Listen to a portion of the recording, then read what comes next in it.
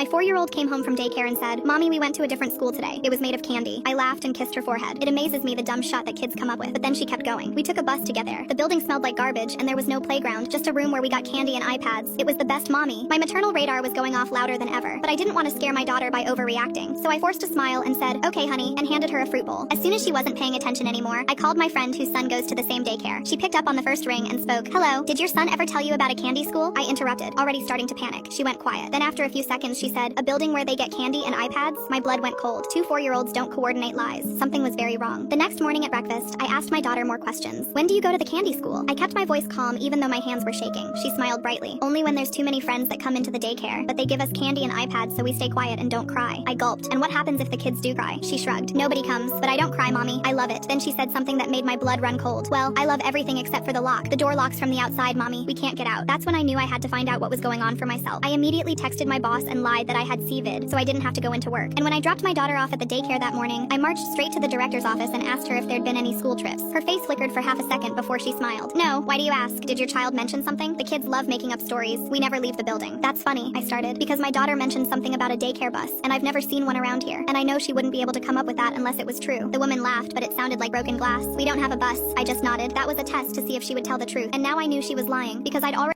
Scan the QR code to download TikTok. The subsequent story endings are explosive and full of hidden surprises waiting for you. You can also get rewards by creating a new account.